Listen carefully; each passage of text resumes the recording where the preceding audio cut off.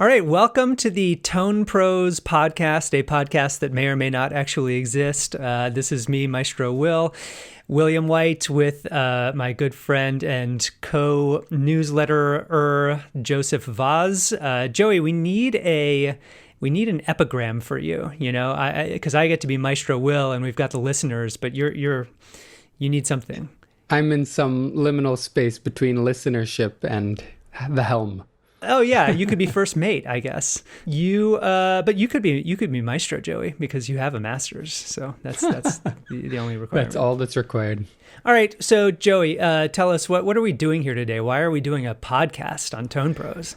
Well, we're discussing your Opus 56, one of your most recently finished compositions, 11 Bagatelles for solo piano.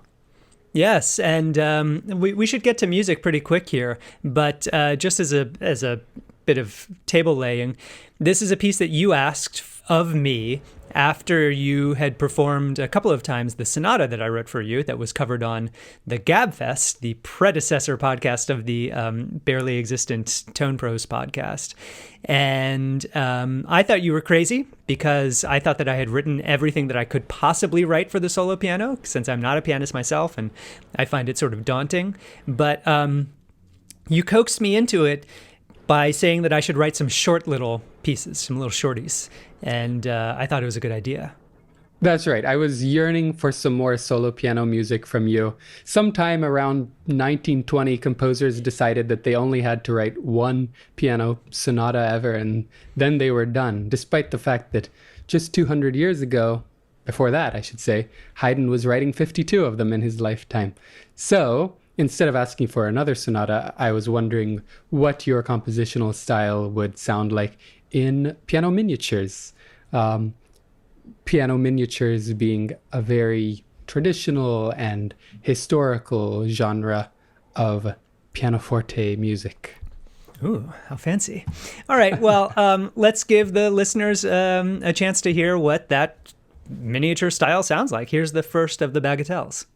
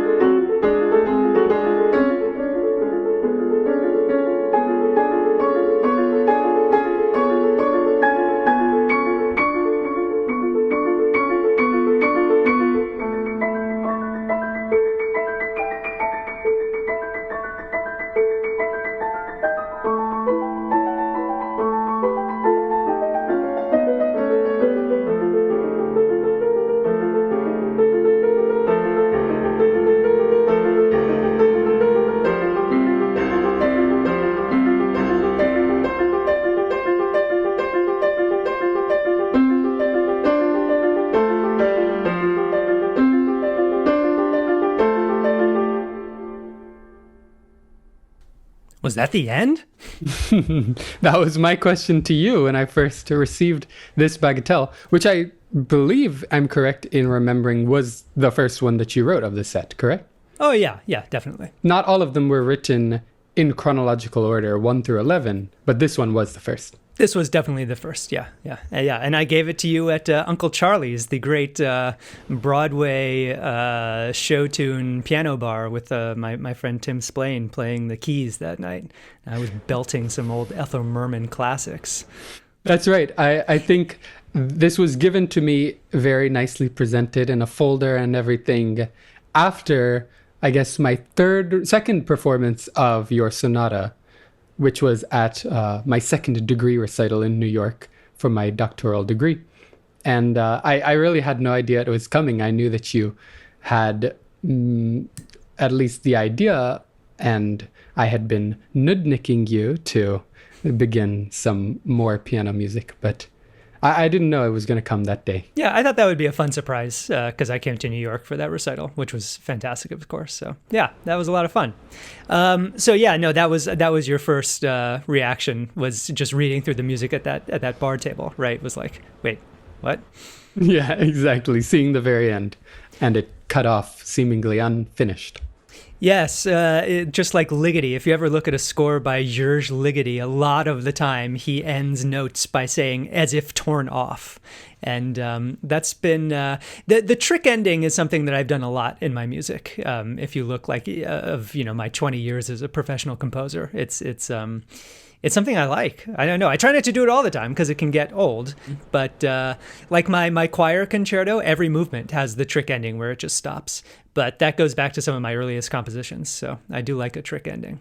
Well, and in this case, the reason I did it was because like this piece has a kind of a very silly tune, right? I mean, there's not much to it. Dun dee dee dee dee, and the piece gets going because I introduce like a false note into that, and that sort of like opens up the rest of the world of the piece. And then when I brought that tune back at the end and I put the right note in its place, it was like, well, there's nothing else to do. I might as well just end it, You're really divulging your compositional secrets here. That's what I was going to ask if you wanted to talk about.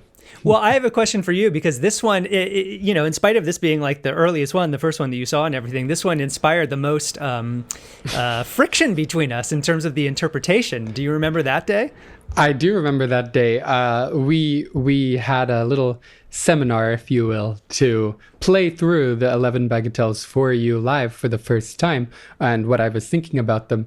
This one, by far, caused the most friction. Perhaps we need not discuss what words exactly were bandied, but we had a difference of interpretation from the very beginning. Oh, I think we remained gentlemen throughout the entire thing. I don't think there was any. Of course, only because there was a third party there. That's right, your friend Luca, a fellow composer pianist of tremendous talent and renown. My recollection is that you were playing it very smooth, and I wanted it a little bit more dumb.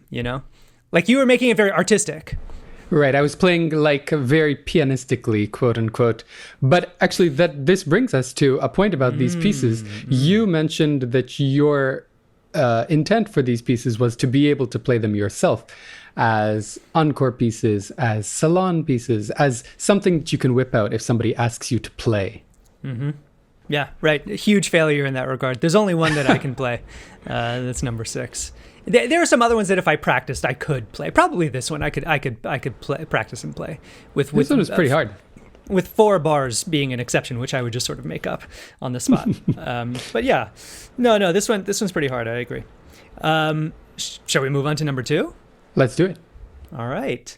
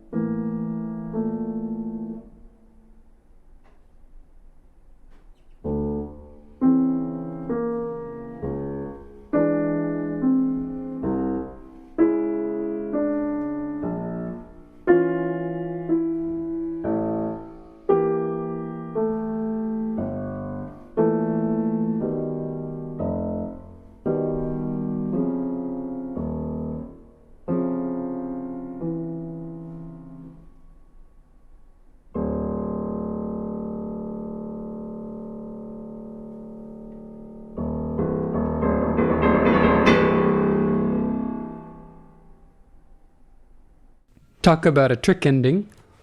Yeah, that's another sort of trick ending. And I, after I wrote that one, I thought, okay, well, so is that the idea here? Am I going to make all of these trick endings?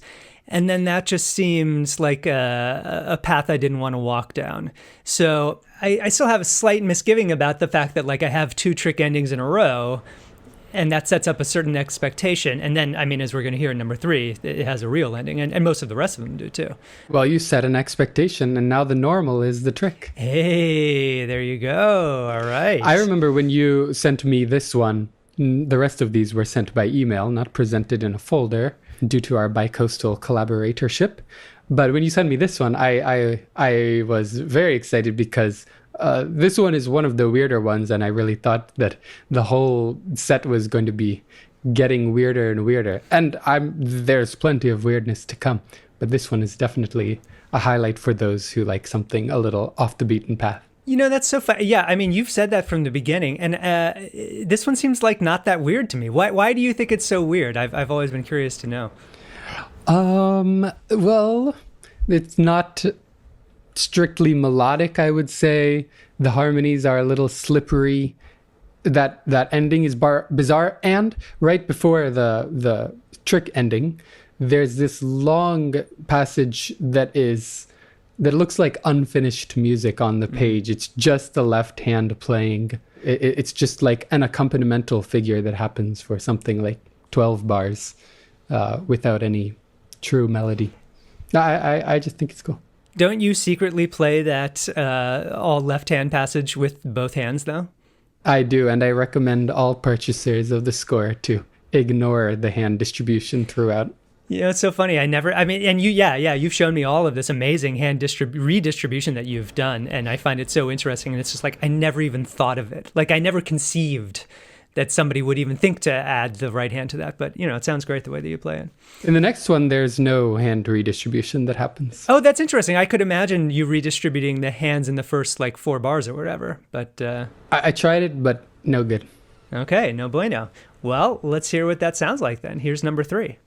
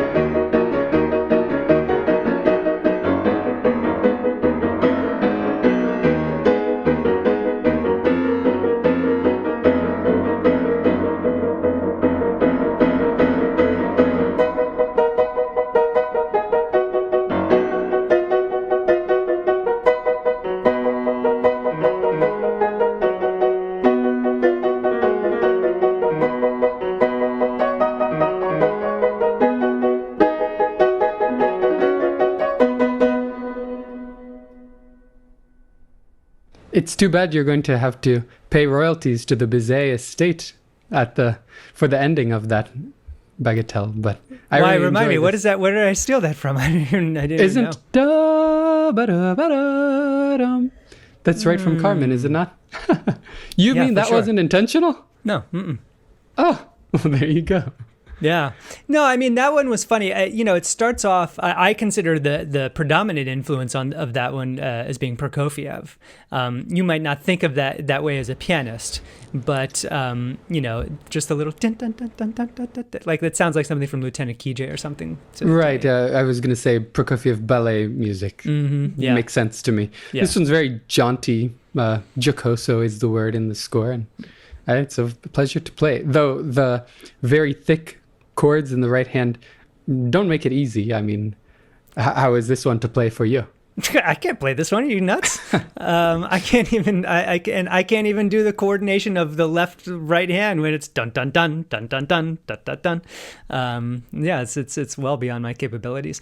I guess one thing that we might talk about is like, when you asked me to write a set of bagatelles, I had to figure out what a bagatelle was, because like, I don't know. And it turns out that actually nobody really knows what a bagatelle is. Like if you look it up on Wikipedia, it just says it's a short piano piece. And my friend, listener Marcello, who is always glad to talk about everything theoretical, he and I had some long talks, and you and I had some talks as well. And I ended up coming up with a series of criteria. So I've got my list here. Let's hear them. 30 seconds to 3 minutes long. I mean, I think that's really important, is that they're short pieces. I said light and groovy, graceful and entertaining. One movement, which is like one mouvement, like it should all be in one tempo, basically. One affect. One affect, one musical idea. I said spunky and spontaneous, a dance but not a received dance form. All of these rules will be broken at some point, by the way. Ternary or AABB or freeform, not titled, not programmatic. Not too hard. I should be able to play them, as you mentioned already. Self-sufficient, like each one should stand on its own. Like, it should be able to be used as a little encore or just a salon piece or whatever. Which is mostly true for these. Yeah, mostly true. I questioned whether or not they should be ironic. I think one or two of these might be a little ironic, but mostly they're pretty genuine, actually. The thing that, I talked a lot with my friend Marcello, as I said, about it. The thing that he kept stressing to me was that they should be light in character. So we've heard now 3, and I would say 2 of the 3 have been pretty light. And you could make a case that number 2 is light in its weirdness. Right, yeah, just light but dark. Well, I guess that doesn't really work. But don't you and Marcello have a joke about bagatelles? Well, it's not so much a joke, it's just like very stupid running reference, which is that, Beethoven wrote 3 sets of bagatelles. That's correct, right? And one of them has 11. That's where you came up with the idea. It was your idea that I should write 11 bagatelles. That's right.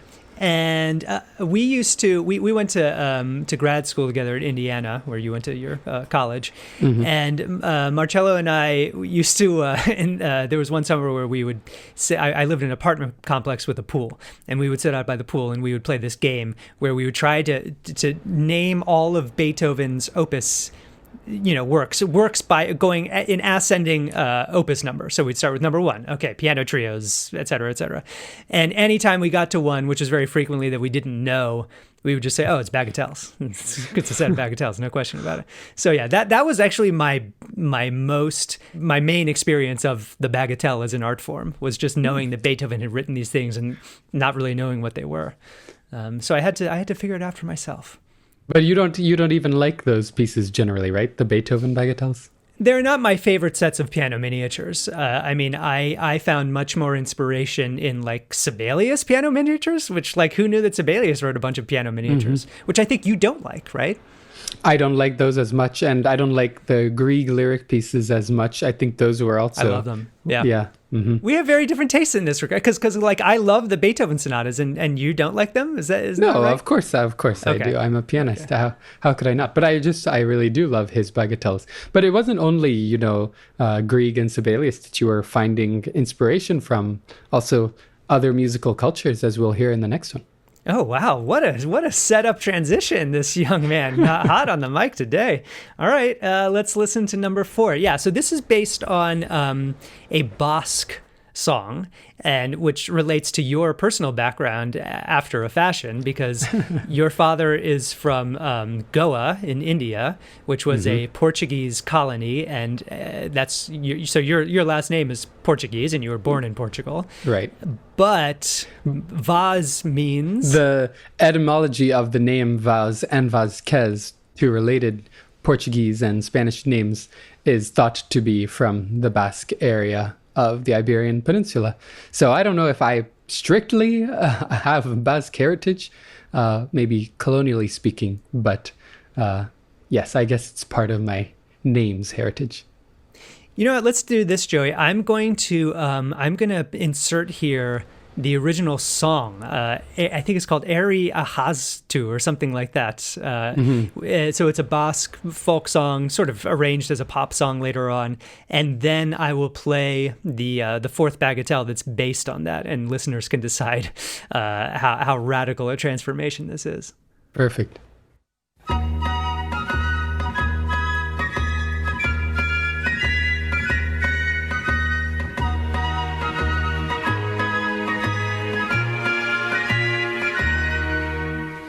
goizetik arratzera, zuzaitut gogoa, zuri begira beti, naiz egonik lotan, Euskal Herriko mendi, itxaso bazterra, politxak izan arren, zu ederragoa.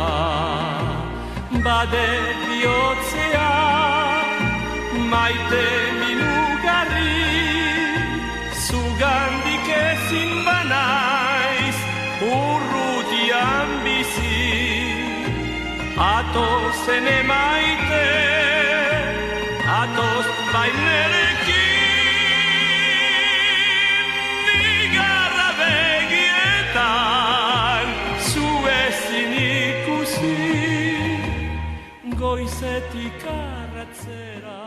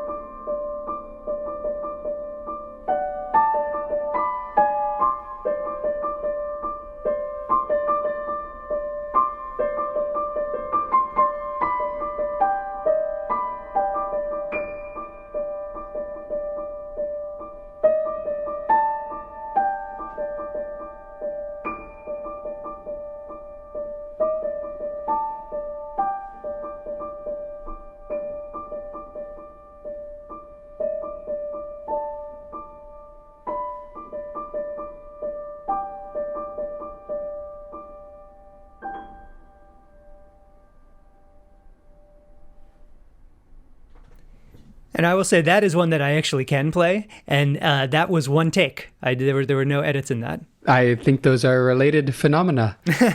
There's a lot of hand redistribution that I do in this one. Really?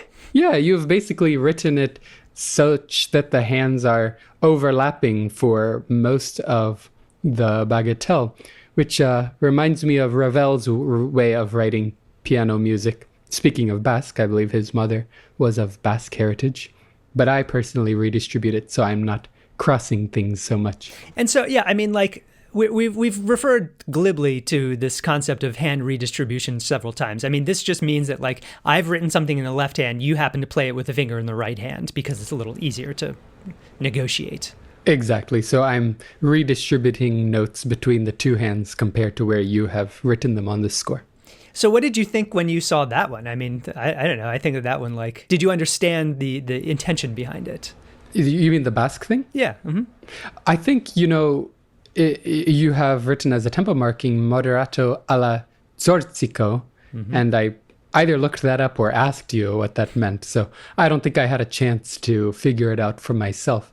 But this one is a highlight for me. It's one of my favorite ones. It has a very unique texture throughout, and it's very flattering for the piano because of how much pedal can be used, I would say. Would you, I mean, is it bordering on being pianistic? Is this the most pianistic one, maybe? Maybe that's why I like it so much, yeah.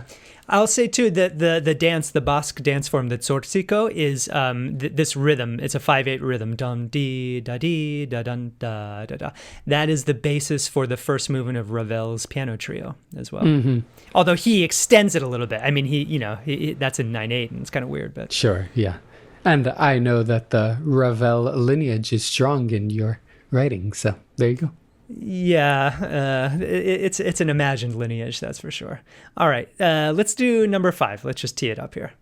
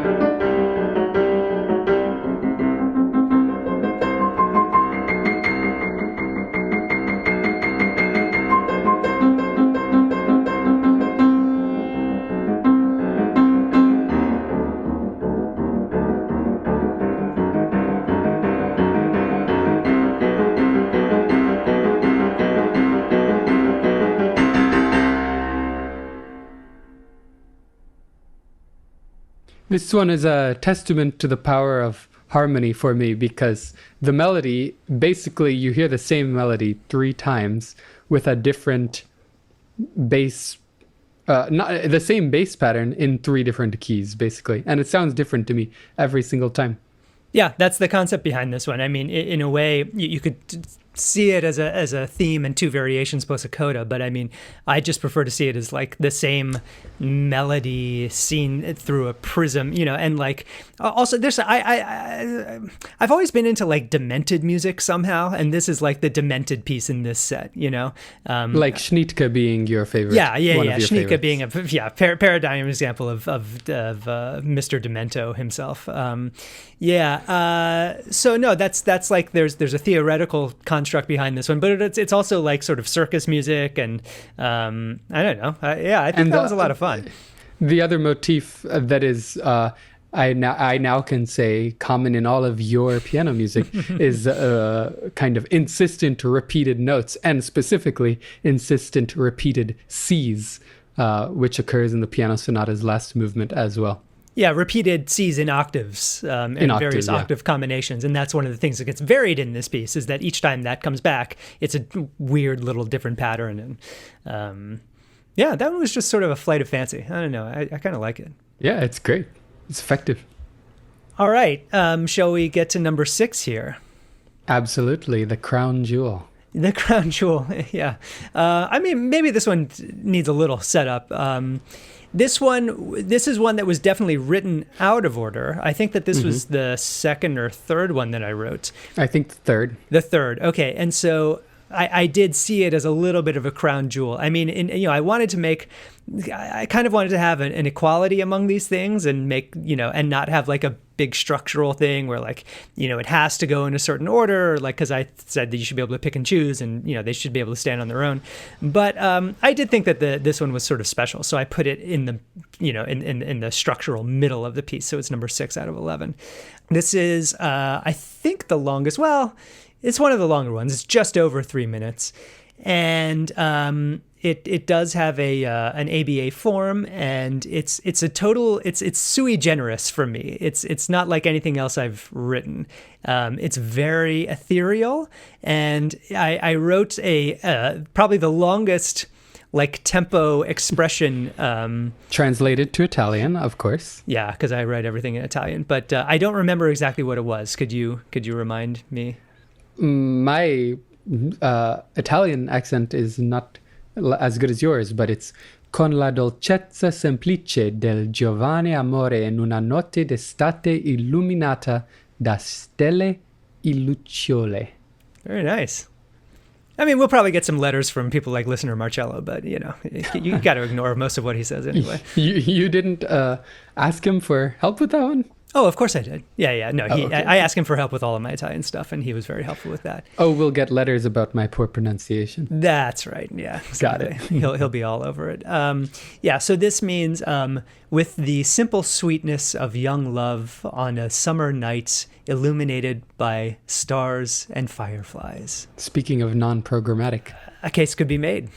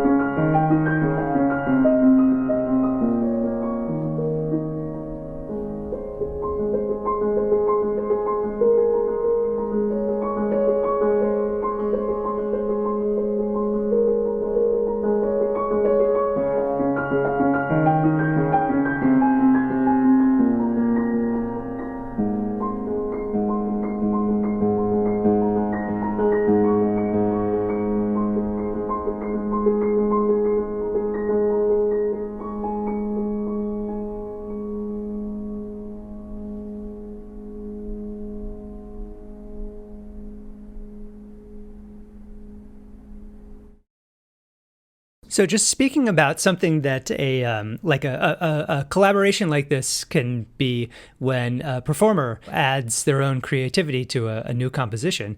Joey, you came up with the best idea, which is that this piece is in an ABA form, and it's obviously so soft and gentle and everything. And when you went back to the beginning of the piece, when the A material comes back, you use the una corda pedal, which I just think is so brilliant. I meant to put it in the score, and I actually remembering now that I forgot to. So I'm going to go update that as soon as we get off the phone. No, don't put it in the score. No? Everyone will have their own way of making it gentler and gentler as it goes on. But but that is my personal way, yes. Well, pianists know that is the sanctioned and preferred way, is that you should do it Joey's way, because it's so beautiful. Oh man, that's yeah. And as I mentioned, this is the one that I can play. I mean, this is like really.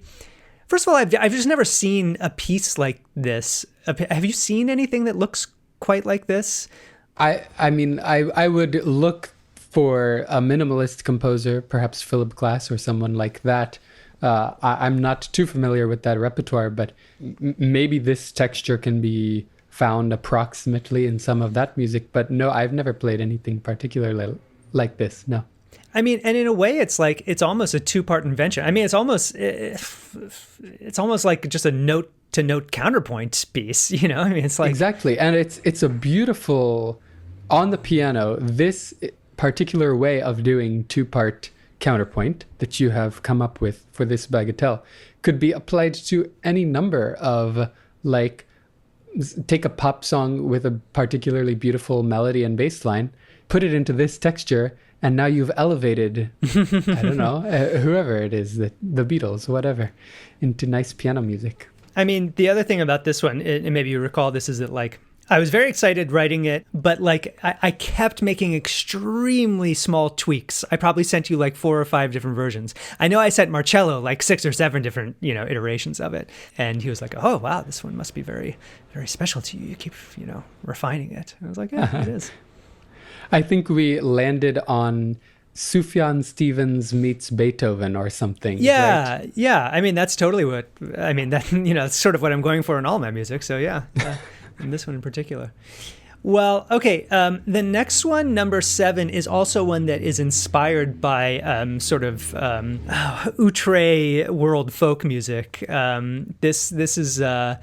Inspired by a track from this band called Hun Hurtu, which is a Tuvan folk music band. Tuva is this small region. It was part of Russia. Well, I guess it's technically still part of Russia, but it's sort of like it's an autonomous oblast in Russia or in the Soviet Union that's like right on the border of Mongolia. It's basically like the Mongolian state of Russia. We've got to listen to some of it right now. Yeah, too. For sure. I will play I'll play the original song that I sort of used as a model, and then we'll listen to the bagatelle.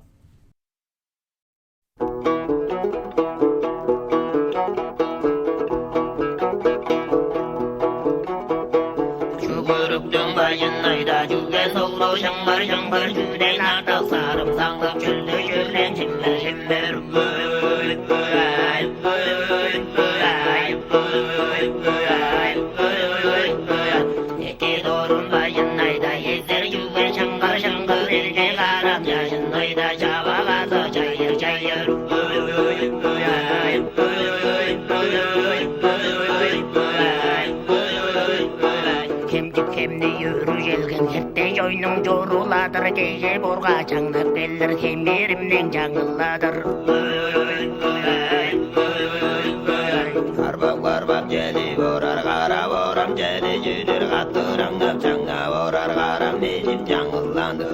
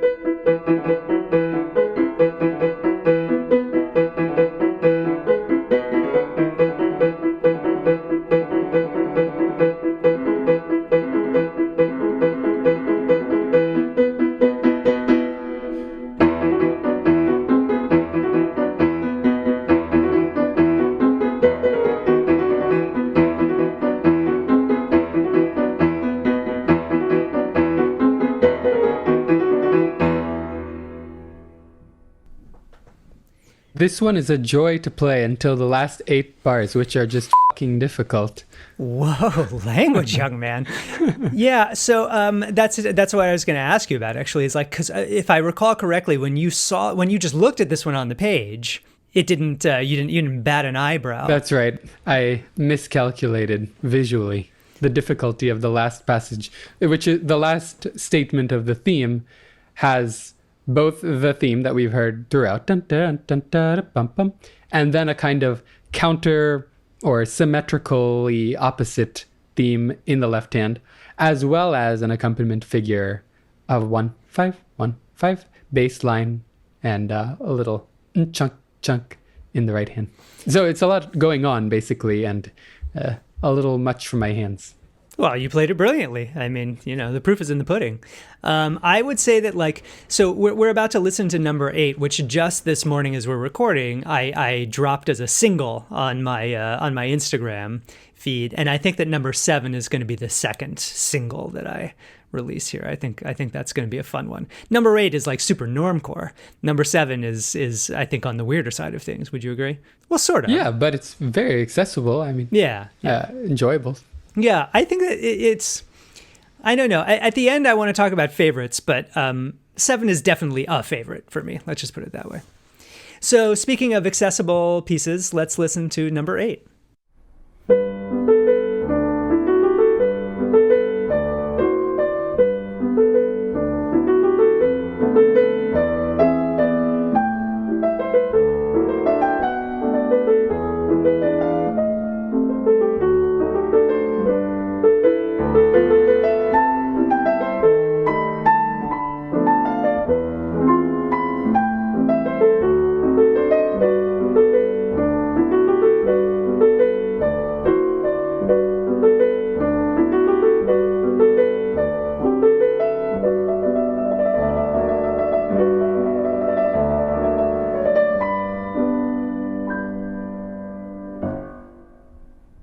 If this isn't on the original soundtrack for Call Me By Your Name too, then I don't know what will be.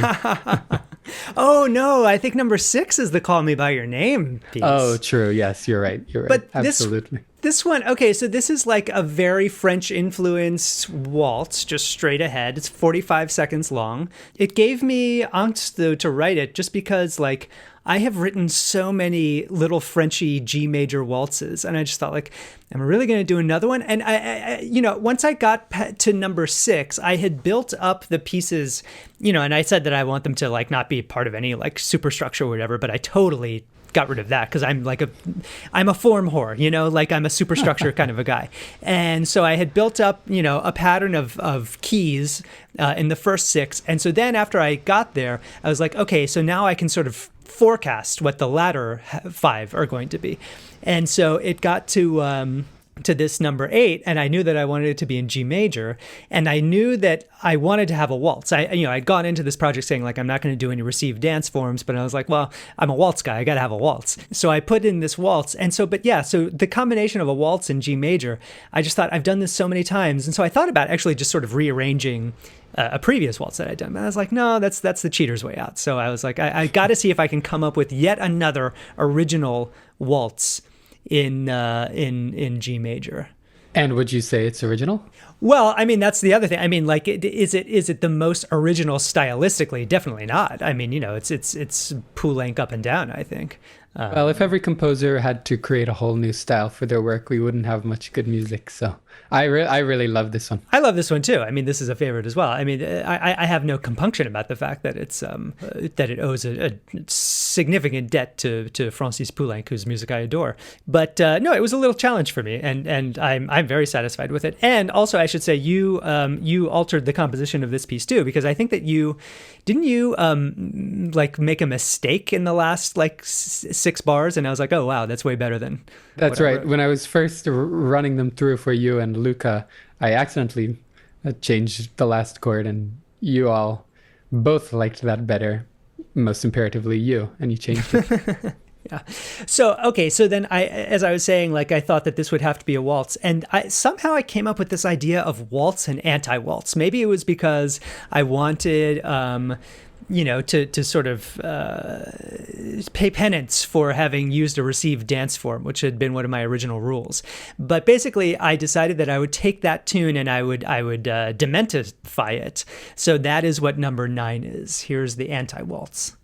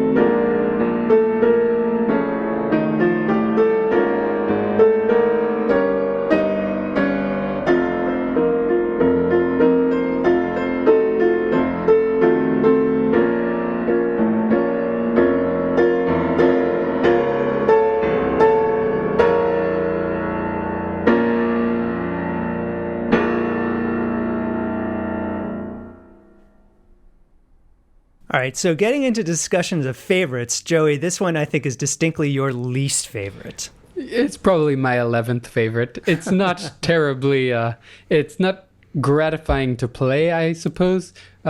It's, I believe, intentionally written like anti-pianistically, maybe. Would you say that was something you were trying to do? No, but I can play this one. Sure. It's I guess it's hard for me because everything, like, I don't know why it's hard for me. It just is hard for me. Well, you had a very funny comment when you were first reading it, which was that you thought that it was the kind of piece that one of those like shirtless piano boys on TikTok would sit down and play, like in a next to a pool or at a public piano at an airport. At an airport, yeah. And everybody gathers around, zooming in on surprised and impressed faces. And I think that you're exactly right. And what can I say? I'm part of the zeitgeist. This is the real contemporary one. I still like this one a lot. It quotes for totally not unwittingly, but like with no intention behind it. It quotes a little bit of Schubert's Unfinished Symphony, and I can't give a reason for that. It just does. It just seemed like the thing to do. This one does not have a trick ending. I mean, this is basically from the first bar it's trying to end. Yeah. I mean, it's this one's definitive in its affect. Let's put it that way. Okay, so then we come to number 10 here, and this one I should have saved the phrase "crown jewel" for. Well, a case could be made. I mean, I put it in this sort of 11 o'clock number slot, right? It's right before the finale. This one, yeah, this one's a special one too. This is an homage to Stephen Sondheim. There can be no question about that, and that's all I'll say to set it up. Here we go.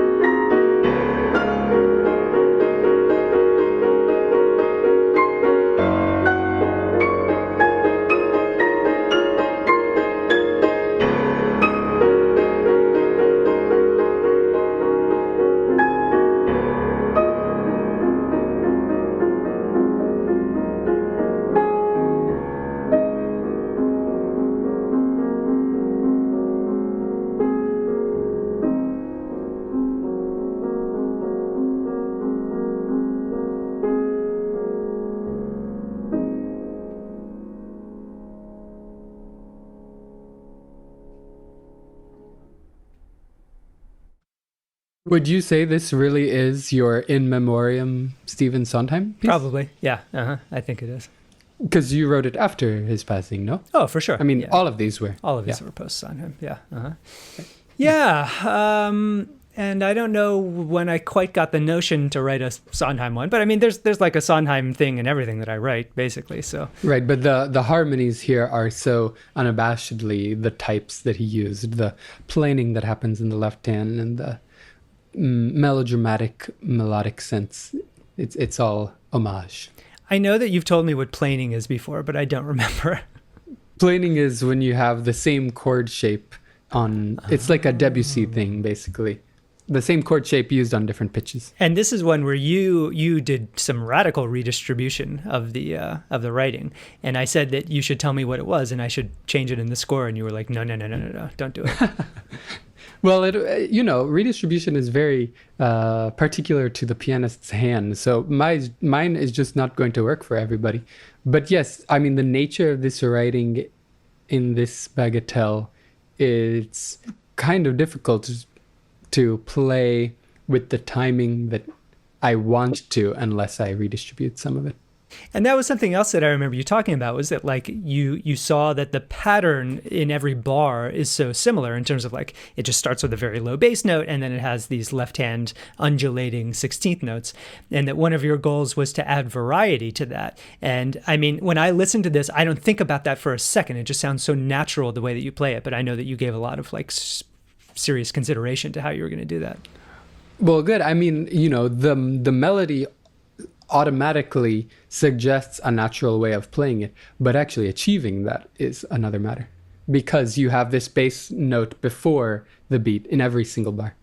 And you were nice enough to send me a scan of your, fingering and redistribution and everything. And I've looked at it, and the problem is that I don't actually know. Okay, so this will be a service announcement for everybody out there who's not a pianist. Is 1 the thumb on both hands, and 2, 3, 4, 5 is the pinky number 5 on both? That's right. Unlike string players' notation, which is just 1 through 4, the non-thumb fingers, pianists count 1 as the thumb. Got it. Okay, that gets me a long way to the way there. See, I mean, this, people might not know that I've never had a piano lesson in my entire life. I don't know how to finger a C major scale. I literally do not. I can play piano after my own fashion because I sort of figured it out along the way, but I'm not in any wise a trained pianist. So, well, have my scans helped you at all? Well, I haven't really tried yet, but yes, Okay, they will help gotcha. me. They will help me when the time comes for me to actually sit down and try to actually play this stuff, which I really should take the time to do. All right. Capping off the set is number 11. Now, I don't know if people can remember all the way back to an hour ago when we listened to number 1, but number 11 is sort of just like, it's not a paraphrase of number 1, but it uses the musical material of number 1 as the basis of a finale to close off the set. It's a Mussorgskyfication of number 1. Yeah, it's definitely a Mussorgskyfied piece. Yeah, here we go. Bells ringing, bells.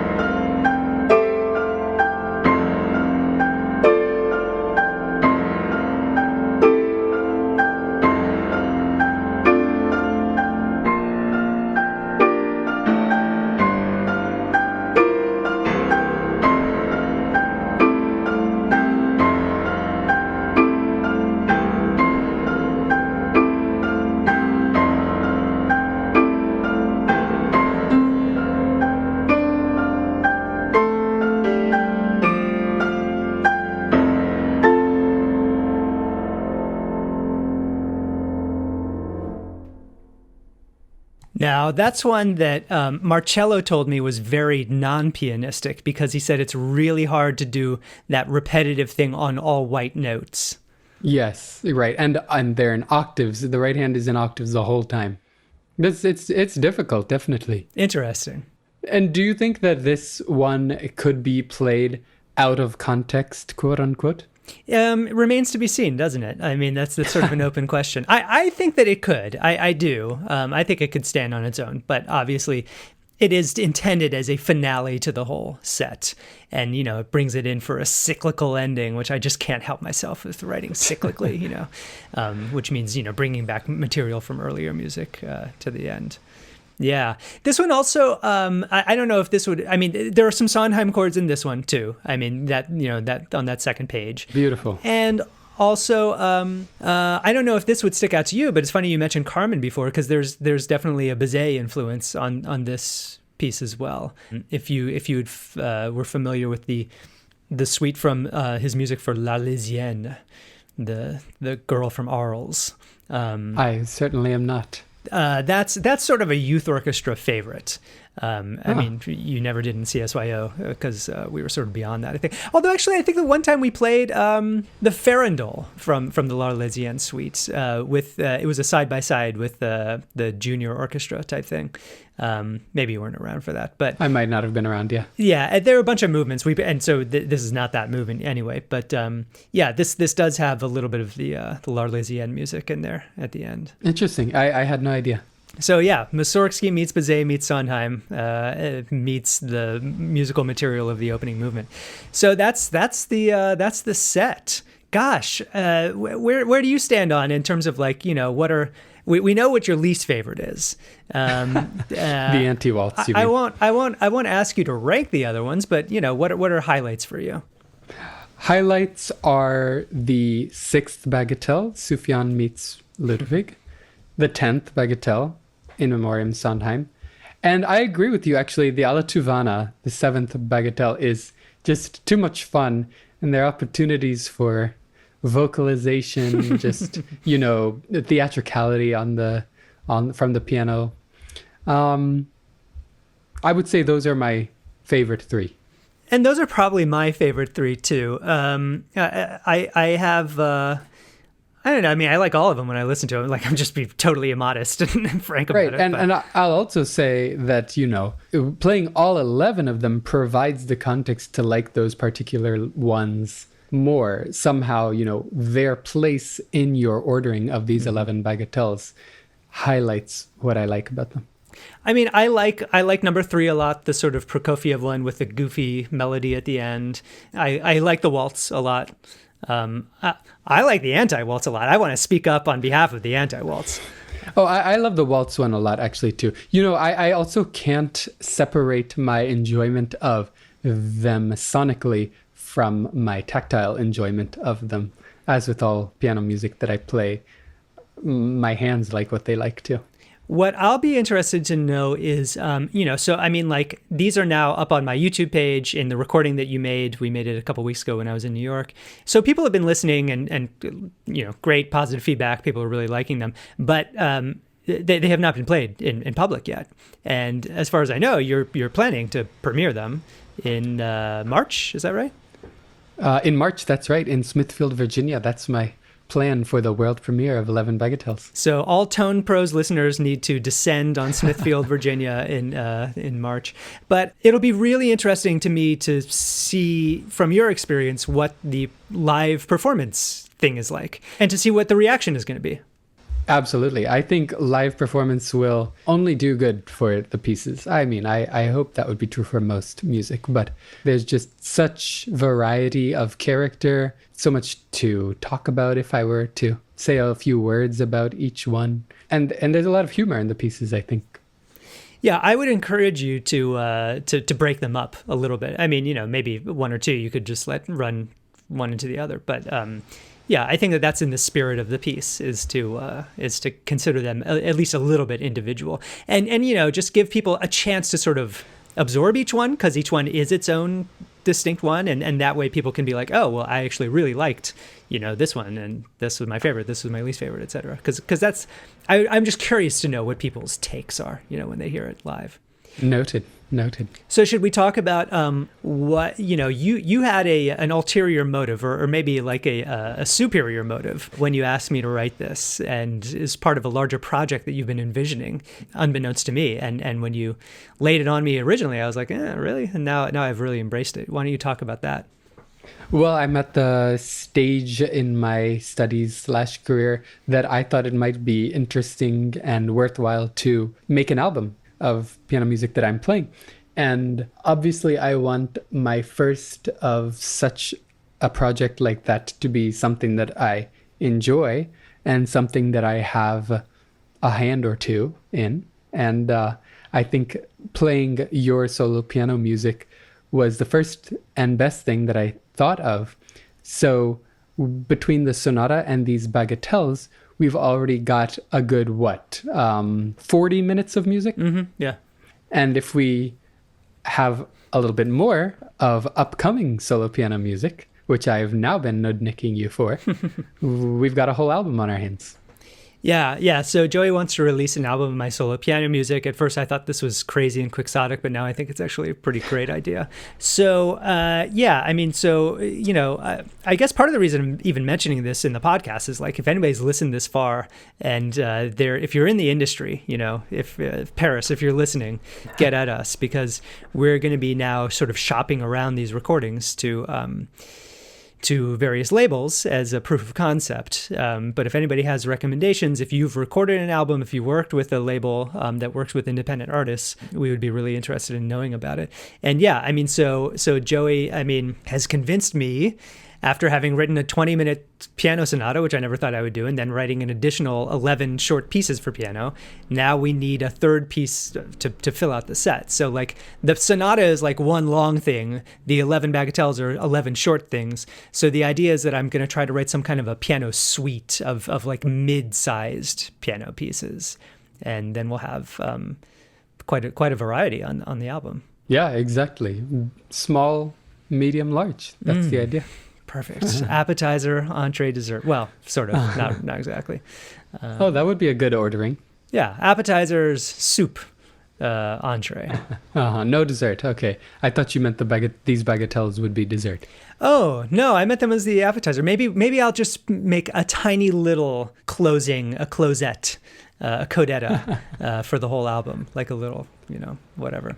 So anyway, Joey, I can't thank you enough for your creative impulse to get me to write these pieces, because as much as I thought I wouldn't be able to do it, I have now done it, and I'm so satisfied. And listening to you play it is like the most, what's the word I'm looking for? The most satisfying conclusion to this whole thing. I mean, it's not really a conclusion, but as a full circle moment, it's just been so great.